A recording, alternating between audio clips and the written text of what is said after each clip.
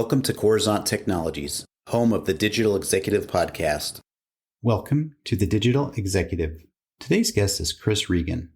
Chris Regan is a registered nurse and the Health Services Administrator for Carmel Valley Manor in California and has been there for 20 years. Her area of specialty is healthcare services and operations. Additionally, Chris focuses on healthy aging and can share her proven techniques.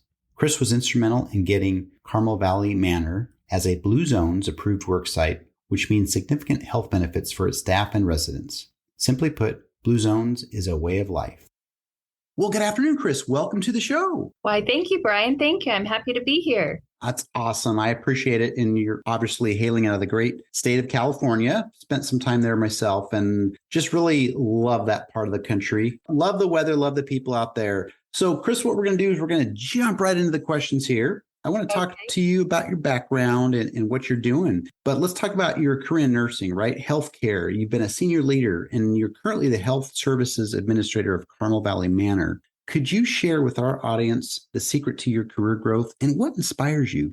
Sure, absolutely. So yes, I have been with Carmel Valley Manor now for 20 years. I started actually as a staff nurse, working a couple evenings a week. My career in nursing has been varied. I have a bachelor's in nursing and also a public health nurse certificate. I started in orthopedics and then found a real niche with labor and delivery and spent many years in labor and delivery and enjoyed that thoroughly. And the beauty of being a nurse is that you can work full-time, part-time, on-call, and so many things. I think being a nurse is wonderful for all the varied areas of exposure and opportunity to help others. And so when our family moved to Carmel Valley in 2000, my kids were little.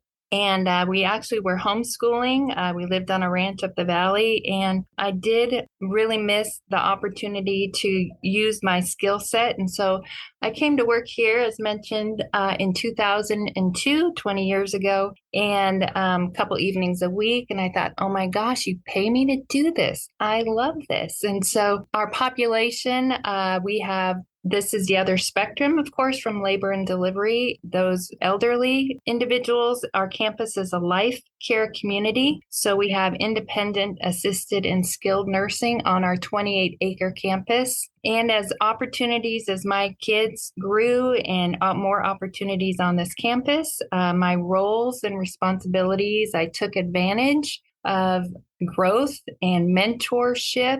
I've done various things from staff nurse to assistant director of nurses, director of health services, utilizing my nursing public health, obtained my residential care for the elderly certificate and nursing home administrator license. So it's been a journey of opportunities and taking advantage of those opportunities as they come along and aligning myself with others who want to pour into me. And so receiving that pouring into and then also being able to pour into others. So that has really started or been where I am at today with being now the Health Services Administrator. That's awesome. I appreciate the share and your journey and the fact that you reinvested in yourself so that you could reinvest in others. You've done your leadership spanned across a bunch of different, roles and responsibilities and some certifications in there too. So I appreciate the share.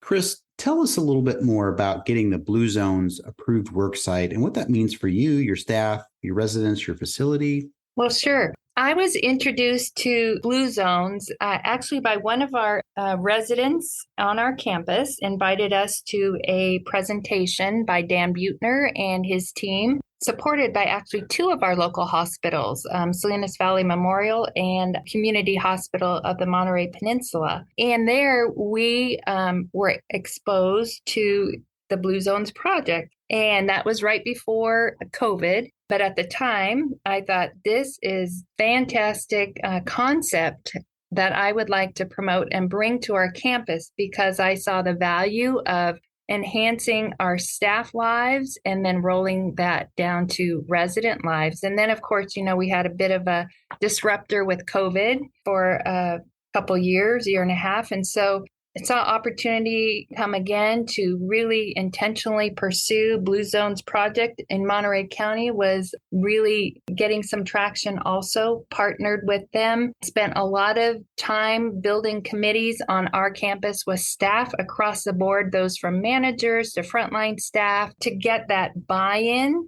and that understanding of the why of the value of becoming a Blue Zones project approved worksite. Some of the things that we have enacted on our campus through that is we have a farmer's market intermittently on our campus, partnering with some local farms that have donated produce for our staff. We have lunch and learns with our dietitian a couple times a month. Our dietitian offers her time and talent to meet with staff and some specific things they want to learn about, like diet and hypertension, what to eat when you're wanting to work out, diabetes, weight loss, things like that. And our dietitian and chef work together, and they figure out a yummy menu or snacks for the staff. So it is real collaborative with the lunch and learns. And then we also created our a Manor of Well-Being, a brand and Facebook page, so our staff can sign up for the Blue Zones and Manor of Well-Being Facebook page.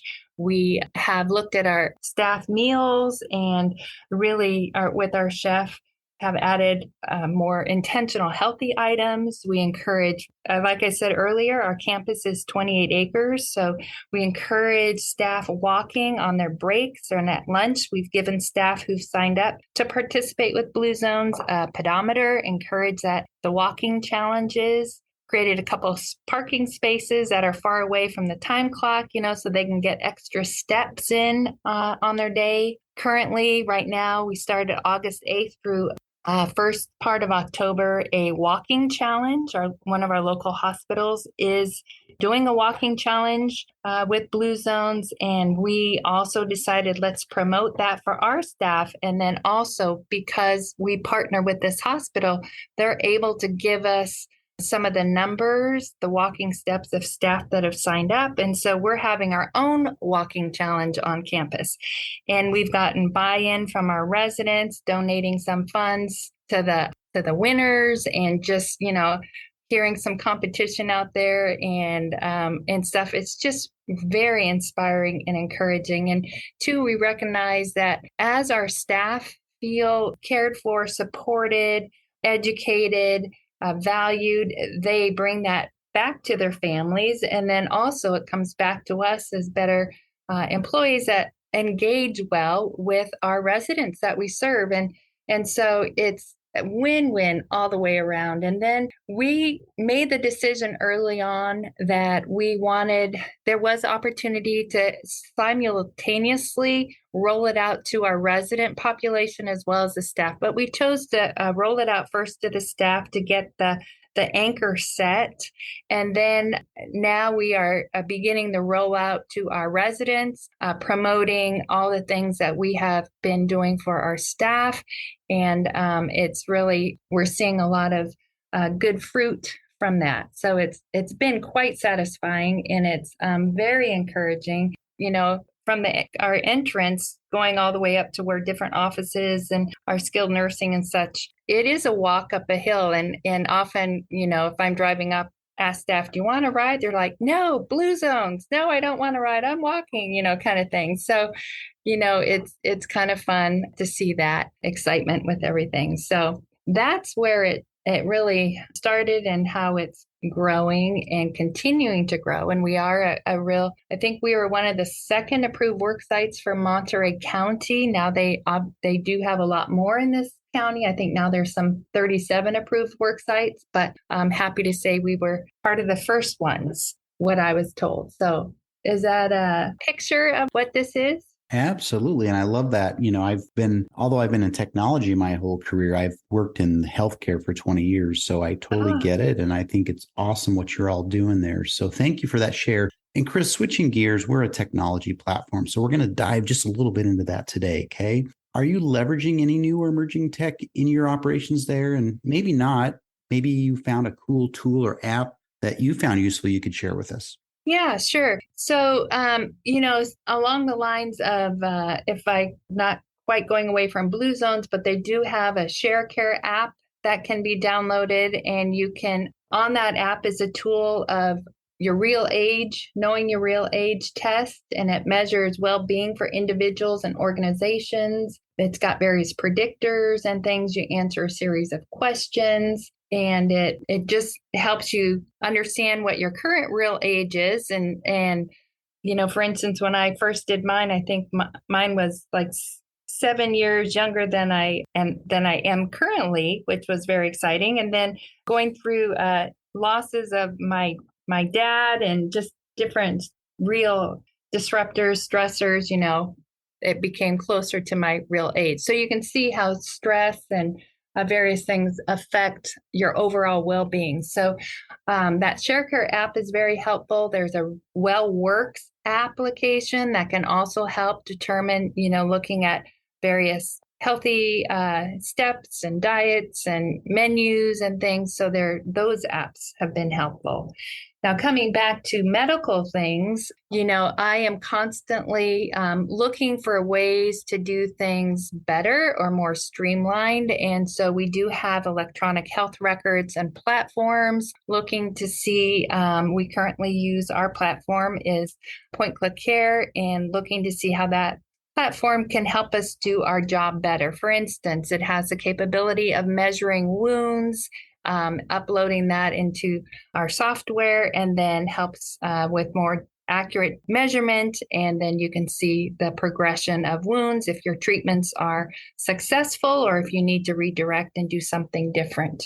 We are utilizing a final process that, we're a smaller organization, single site, so we don't have any parent companies and such, but just streamline basic use of products and services, and getting that instead of, just all the paper process of so many things, getting it onto scanning into a smart device that is uploaded quickly into our system and then processed for charges and then added to resident invoices and things. So there are really great tools out there that to utilize for streamlining services. The other thing, which has been born really out of COVID, is telehealth. And our community, we were able to apply for and receive a telehealth grant. So we have some telehealth machines that have the ability to connect with physicians' offices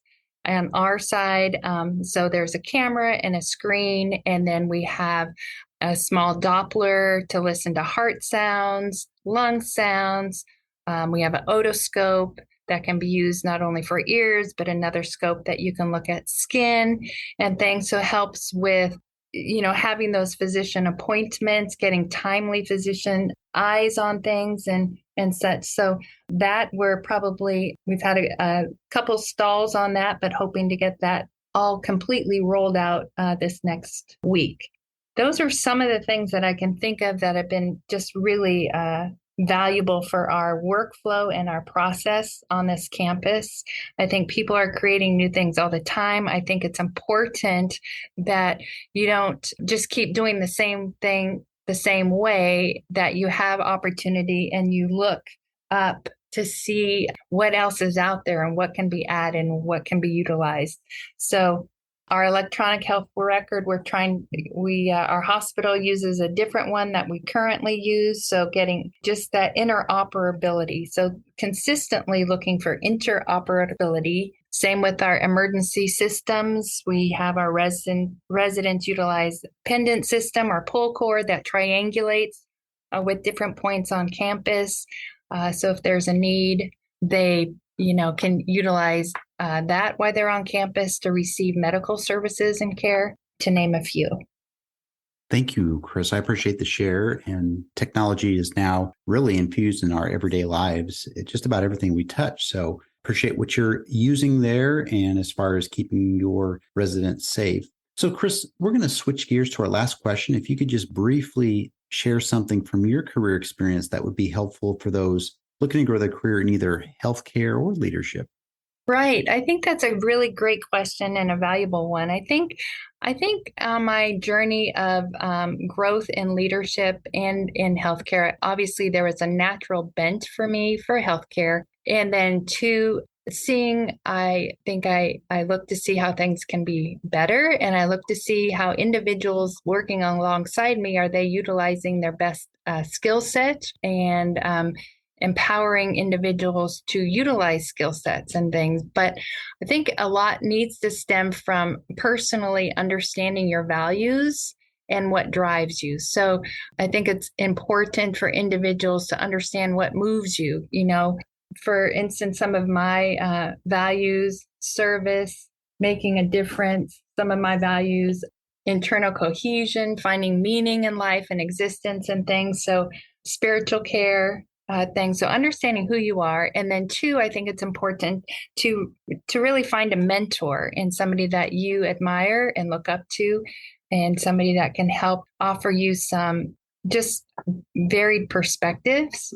I think it's important to continue education and seeking education opportunities, and to be grateful all the time and have that attitude of gratefulness important for me, and just really kind of checking in. Am I making a difference? Am I still making a difference? So, and that is always my hope, that I will make a difference. Thank you, Chris. I appreciate that. And again, everybody that's been on the show has a unique story to share, and yours is no different. In fact, there's some great gems we can pull from this. So I appreciate that. And Chris, it was a pleasure having you on today, and I look forward to speaking with you real soon. Brian, thank you. It's a pleasure to be asked. I appreciate the opportunity. Bye for now.